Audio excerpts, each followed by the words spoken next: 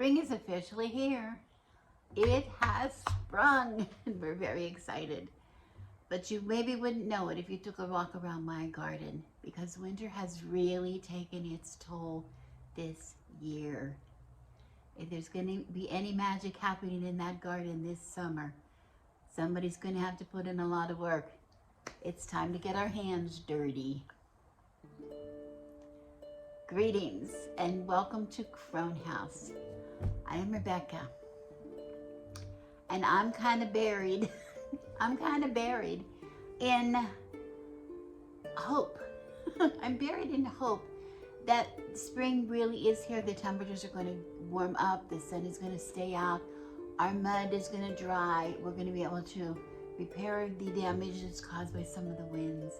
And I'm going to have a beautiful, beautiful garden this year with lots of food and beauty for my family to enjoy. We all get really excited, don't we, this time of the year? People dream about, spending time around the pool or out in the garden or, walking among the flowers. If you're gardeners, you might be buried in seeds like I am, or maybe seed catalogs. At least if you live in a winter climate, you're still selecting your seeds. And we're very excited. We have been doing a lot of starts. Our tomatoes we have started, and I'm cutting back on my tomatoes, but I still have something like 50 tomato plants that are going to go in. I don't know exactly why. They're a little slow going, and it's a good thing because our beds are really in bad shape. They have, over the years, we add a little bit of soil each time, but last year we had them, the plants were in there so long that we really have lost a lot of the level of the soil. We have to amend all those beds, add some soil, and get them ready for the new to go. I have sweet potato slips that I started, I think in milk. I showed you that I was starting growing some sweet potato slips, and I've got tons of them going, but my sweet potato bed, where we usually plant our slips, is in a really bad state. It has sort of fallen apart, and the good man is out there, been out there trying to do some repair work on that and getting ready. Now, fortunately for us, it's still a little cold to put the tomato plants out, leave them out all night, and to leave the slips out all night, the sweet potatoes. They really, both of those kinds of things, really love the warmth. But there's a lot of other things that have to be done, right? We're not going to have, I'm not going to get anything in there until I get my beds cleared and I get them all amended and repaired and ready to go. I have a new way of starting my tomato seeds this year that I'm really anxious about. I learned it from one of the channels that is a local gardener to me, and he mentions taking these solo cups. You can see the good man here. He's going to be putting some holes in the solo cups, but instead of just putting holes in the bottom, he's cutting triangular holes in the sides of the cup so that they're going to be able to take in a lot of water when the water from below. We're going to be watering them from below, like we always really do. You should always water seeds from below, but he's going to cut a little triangle in the bottom. A couple of those going around, I think probably 4 going around all told. And then we're going to have a second cup that we're going to put this first cup in. We're using a clear cup for the second cup, for the outer cup, so that we can see the water level. And as you see, when it fits down inside, if it fits, you want to have a gap so that you can have the solo cup not go quite to the bottom. So if your cups are both round, they will go to the bottom, and he's showing that you can put a marble in there or a stone in there to keep it from going the whole way down. Fortunately, our solo cups were squared bottoms, and so they did not push clear down into the thing. But you can see there very clearly that you can see the holes, and then he's going to put water, and he's going to be filling those with water and keeping water in the bottom of these, because we want to keep our seedlings pretty moist at all times in the beginning, but we don't want to overwater. So this way they're going to be able to soak up a little bit of water but not take up too much, so that we don't have problems with them, with fungus and things, and damping off disease and things that can happen to seedlings from having irregular watering. So I'm really anxious to see what happens. The other thing that we did is when we planted them, I only filled them about halfway with soil, because tomatoes benefit from deep planting. They can form roots all along their stem. If you ever notice those hairy things on a tomato stem, that's what that is. They're all potential roots. So, and it actually, I think a tomato plant will actually form several kinds of roots. One root that goes deep, and other roots that spread out peripherally, outward, if that's the word. So we put the seed, the idea is we put the seed, we start the seed when it is halfway. And I started several seeds just to make sure that one would germinate. And the idea is then once they grow and they develop their true leaves, their first set of true leaves, you want to thin that down to strongest, your strongest plant. And then when they get up to, and then you can start feeding them. When the seedling gets to the top of the cup, we're going to add some more soil. So we're going to plant it by that way, and we're going to fill the cup then with soil. So it's going to begin again from the top of there. And then again, when we go to take that out of that cup, we will plant them deep again. So it's actually giving several times for us to go deep with the tomatoes. And then we're going to get a really, really strong tomato plant. At least we're hoping. And you see here that I have I tented the cups with just a bag, just to keep it moist until the seed germinates. But as soon as the seed germinates, you got to get that cup off, get it uncovered. The truth is, it is magical. The garden is a very magical place. We all agree on that. But just like any magic, it's going to take some work before we can manifest it and enjoy it, right? It takes time. Even if you're not a gardener, you have to have the right space for, if you want to have just natural flowers, bloom, or if you want a nice lawn. People do a lot of preparation for a lawn.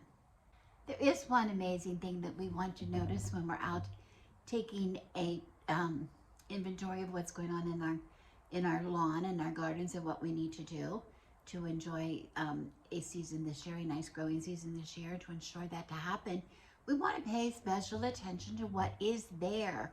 When we're looking at it, most of us tend to think look at all the weeds, and we say, oh, I got to get rid of these weeds. And a lot of people just go in there and clear everything away.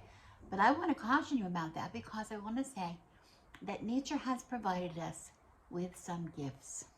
I want to ask you to proceed with caution if you are in the same position I'm in and you have a lot of weeds in your lawn and weeds in your garden, and your first impression is to go in there and just start tearing everything out of there, or heaven forbid using some kind of weed killer. Please don't do that, because we all share the same water table. Please do not put poisons into the earth. But I do want to say that our Mother Earth provides us with a lot of gifts while we're waiting for the vegetables and fruits of our seasons to grow. It is this time of the year that we start to see a lot of, we would call them volunteers, but actually they are weeds, only because many people don't want them. They were not planted intentionally in a space, so therefore, by definition, they are weeds. And most gardeners consider grass to be weeds in their garden beds. Just remember that. So grass is just as much of a weed as things that you would call weeds that are in your grass. But a lot of these weeds are very, very beneficial. Number one thing to remember is a lot of our birds, if you're in a colder climate, your birds have maybe migrated, and when they come back into the area, they're going to need some food, right? They're going to need bugs to eat and things like that. The pollinators, the bee pollinators, are going to come out, and they're going to, need flowers and things. So we need to provide them with some kind of food. And these weeds, the first of the weeds that come out, especially the flowering varieties, they provide food for some of those early pollinators. So we need to be careful that we don't put poisons on them, or we don't rip them all apart. If you want to have visitors, bees and birds, visiting your garden this year and pollinating your zucchini plants and your tomato plants, you got to give them something to eat and some reason to stay there. So that's a really important point I think I want to get across to you. The other thing I want to say is I want to remind you of a video I made a while ago, and I will put a link if I can figure out how to do the iCards, whatever they are, or I will put a link in the description. When I made this, this is my Herbal Grimoire. Do you remember when I made this? I should have made it. I had a pretty long video about it, but this was it was my Herbal Grimoire, and I put it in this little book, and I talked about these are things that I can forage from either my own lawn, or I can forage from places that are not sprayed, not treated in the wild. And these are plants that provide us with a lot of things. Like, we know, everybody I think knows about dandelions, right? Dandelions, people have been eating this for years, the greens, and making wine out of the flowers and things like that. And a lot of these weeds have wonderful properties, beneficial healing properties that I talked about. And I said, remember, when if you're going to make your own book, you might want to provide pictures, get pictures so that here we have nasturtiums. And in my lawn right now, I do have, my nasturtiums are coming in. They're coming in beautifully. They weren't there in the summer, in the heat of the summer. They weren't there in the winter. As soon as it warms up, they come back. I have stinging nettles in my garden this year, which I'm very excited about. I've tried to establish those there from weeds, other weeds, but I was trying to transplant some of them in the garden because I really love them for a lot of reasons. And also my wood sorrel. The wood sorrel, I think I mentioned to you in another video not too long ago, back by my tree, with the beautiful little yellow flowers, the heart-shaped leaves. These are some of my very favorite volunteers, weeds, if you want to call them. I call them natural herbs, right? And they not only give me a lot of medicinal purposes, I can make tinctures out of them, I can make salves out of them, I can use them fresh, I can use them dried. So I harvest as many as I can. But also, they are edible. They are not only edible, they are delicious and nutritious. And I spent some time last weekend, made some things up, shared with some friends. A nice, beautiful meal made pretty much entirely of edibles that were gifted to us by our mother. And I want to say they're delicious, and I wanted to show you some of those things, what I did. I made, first of all, with the nettles. Now, I want to tell you about nettles. A lot of people, nettles have a bad rap because, first of all, they are invasive and they will spread, but you can keep them under control pretty well if you give them a place to grow. But many people have them out in the wild. They can get them out in the wild, out in other unfarmed land, non-farmed lands. In some parts of the country, in some parts of the world, they're more prevalent than others. We get them here, but we get them very seasonally. They're here, but once it starts to get too hot, they disappear. So we want to get them before flowering. I will just keep topping them off. I will use them for cooking. I will use them for things like that, or I will dry them and use them for teas, or use them in tinctures and things like that. I will take all I can get. They are delicious. And I used them this weekend to make a lovely stingy nettle cake, which really was very good. It was very, very simple to make. It was just pretty much a one pan, one dish, just a dump and stir and bake kind of thing, like you'd do a brownie or a gingerbread, something like that. As a matter of fact, that's the pan I used. And very, very good, very nice and moist cake. And the good man loved it very much. He loved it very much. He didn't want to share, but he did. He did. It was very good. Okay. So we had that. The yellow sorrel. Now, I use that for a lot of things. Now, there is a little bit of there's a little bit of a warning that goes along with wood sorrel, because it has something called oxalis, which is whatever the ingredient in it. It sort of tastes lemony. It gives it a lemony flavor. Some people say when you eat it raw, it tastes like a maybe green apple, a little tart. It's really good, but you don't eat too much, especially if you have some certain conditions, like if you have arthritis or gout. Too much too much can aggravate those conditions. It's not going to hurt you really, but aggravate your conditions. I don't find that we ever eat enough of it to matter. But I made a lovely little tart out of, like a quiche, out of some sweet onion and some yellow wood sorrel, which was so good. Now, just like the nettles we eat just the leaves and the seeds, the pods, not the seeds, but the pods, seed pods, you can eat. But the wood sorrel you can eat the whole plant. For this tart, I made the pie. It was a quiche. I don't know why I'm calling it a tart. The leaves and the flowers. Now, the thing about the wood sorrel, the flowers are open in the sun, and they close at night. They close at night and they'll open up again. So by the time I harvested the sorrel, it was cloudy and overcast, and the sun had gone away. So the flowers closed, but they're still there. The little pods. You eat all the leaves, all the pods off of the plant for this, and I kept I left the stems. You can see the good man and I are pulling the leaves and the flower pods off of the sorrel. You see how they have closed.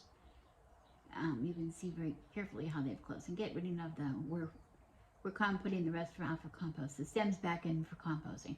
But see, the flowers have closed up, but they still are very tasty. They still have the same flavor, and we don't have to chop it. That just gets put right into my recipe, into the heat of whatever the onions I was making, sweet onions, I was softening on the stove, and when they were done, the heat of the onions softened them, and they were ready to put in the crust. Now, there's no real recipe for this. There is, but I just make quiches all the time, and when I soften my onions, I said some sweet onions, and I soften those and season them a little bit, and then I just put in the leaves and flower heads and pods just as is. I didn't chop them or anything, and just let them wilt in there, and then I filled the quiche and added my mixture of cream and eggs, whatever you do normally. Any kind of a recipe, they'll work in any kind of recipe. So anything that you would use, any greens. Now, speaking of which, I'm going to go to the nasturtiums, and I have showed you before things with the nasturtiums. The nasturtiums do come in different colors. There's some that are yellow, some are more orange. I think some of them even come in red, but most of the time they're variations on orange, and some have, I think even mine, I get some that are, once in a while I'll get a yellow one or something, but most of them are orange. But those leaves, I used the nasturtium this time. I had a nasturtium flavored butter that had been in my freezer. It's just a compound butter. You just put your, whatever you're going to season your butter with in the softened butter, and then you can roll it and get it hardened, and I freeze them. I just roll it up in some plastic wrap, and then I freeze them in a bag in the freezer, and they were frozen a year. They had to be at least a year in that freezer, and just soften it up, and it made delicious spread. We made some tea sandwiches out of that, which is tea sandwiches. We eat our crust. didn't cut the crust off. It was just real simple. It was a real simple dinner. But we just had that with some little chicken salad in there. But it was the flavoring of the nasturtium butter that was so complimentary to the filling in the sandwich. I wanted to show you this. I forgot to start my camera when I started to make these. But the tea sandwiches, I have my nasturtium butter. I'm halfway through the roll. Actually, I had a little small roll. It was a little thicker. I've been scraping off the outside. Then I finally softened it enough that I could get it on the plate. It was very delicious. And we just want a thin layer on each side of the bread before we fill them. Now, I discovered years ago when I started making tea sandwiches, the actual reason that they butter the bread for tea sandwiches, which I usually never put butter on a regular sandwich. I would never do that, but if you butter each slice of bread clear to the crust, clear to the edge, with a very thin layer of butter, and in our case, we use nasturtium butter, which it adds really another layer of flavor to the sandwich. Then after you fill it with whatever filling of your choice, you make the sandwich and you wrap it in some way, plastic wrap or however you want, or in a towel, a damp towel is fine. Put it in the refrigerator for that butter layer to harden up again. And when it hardens up again, it keeps that sandwich from getting soggy from the filling. And it really does work. And you can make sandwiches the day ahead, hours ahead, day ahead, or even, you know, a couple of days. They're so good in the refrigerator. We eat leftover sandwiches all the time, anytime I make them. It's a nice way to take sandwiches to the beach, those kind of things, on picnics. I just grab some sandwiches already made in a bag and take the bag with me throughout in the cooler, and it's really, they stay really nice. They stay nice and fresh tasting. Now, nasturtiums are something that I freeze the leaves too. I freeze the leaves all the time. I blanch them and freeze them and put them in a block. I call it a block. You know, if you bought a box of frozen spinach, how it's all in them. That's what I do. I blanch them, the leaves, and then I drain them, shock them, hot water, and then shock and cold to keep the nice green color. And then I just wring them out with my hands. I'll try to do it in a video. I do this all the time, so I'll try to film it the next time I do it. And then I just keep that block and I wrap that and I put that in the freezer. And then when I go to use it, I just thaw it and just cut it. I don't have to pull it apart or anything. It's good. Anything that you would use, spinach, kale, mustard greens, beet tops, any kind of greens, they're all replaceable. You can make anything. We had little spinach balls as well. We used some spinach balls for our meal, but I would use nasturtiums for those if I had a lot of leaves, or I would use, you know, just like any kale or anything like that. You could use, sorrel is a little bit too thin for that. Nettles would be really good. Nettles has a really lovely taste. So anyway, if you haven't made one of these books or a book like that, or just got yourself a notebook and started taking notes, look around you at this time of the year while you're waiting for your magical garden to appear, however it appears, through your hard work or somebody else's. Take some time to see what the mother has given us so far out in the garden. Take some time. Look around. Do you have, are dandelions starting to come up in your area? You're going to start to see dandelions. Now, don't take all the first beginning ones. Remember, we want the pollinators to have a chance. But if you have a good manner, you come across some that have not been sprayed, you can collect the flowers anytime you want, and you can keep those dry or freeze them. You can even freeze them. The leaves, again, you wait a while on the leaves, but nasturtiums and sorrel. Well, for me, sorrel, I have to get it right away. I'm going to be harvesting it, you know, pretty quickly because it doesn't last here too much. It would last longer if my tree were bigger and provided shade, but I don't have a big enough tree yet to give it because in the hottest part of the summer and the hottest part of the summer, it really needs some shade, at least here. But anyway, if you get your information down in a book like this, take advantage of the magic that's out there. These things are gifts and they're given to us, and it is a shame that most people just ignore them. I mean, they're so good for you. It's, you know, so high in nutrition, and especially if you have a place, you guarantee, like my lawn, I guarantee it's never been sprayed with anything. There's no chemicals at all in any of my lawn or any of my garden, ever, ever, ever. So it's safe for me to consume, for my chickens to consume, my friends to consume, and my family to consume. So it's a really thrilling time for me. And in the meantime, I'm going to update with some of the recipes, some of the things that I have here for singing nettle. Because for instance, I never made the nettle cake before, and I was really excited about that. So I'm going to add that recipe in here to my Herbal Grimoire. Okay. So I'd love to know what's happening at your part of the country. If you're getting into your garden yet, if you're ready to be gardeners, or you're still waiting for your snow to go away or whatever. Maybe you're up to your necks in seed catalogs. It's just a really fun time. And I encourage you, at the very least, to get outside and sit in the warm sun. Sit in that warm sun. Give yourself 20 minutes a day in that nice warm sun. Fill yourself up with vitamin D. That way you're lacking from the winter, being inside all the time. Breathe in some fresh air. Open your windows if you get a chance and get some fresh air into your house and into your lungs. Okay. So that's it. Thank you so much for watching. As always, I'm Rebecca, and I wish you blessings.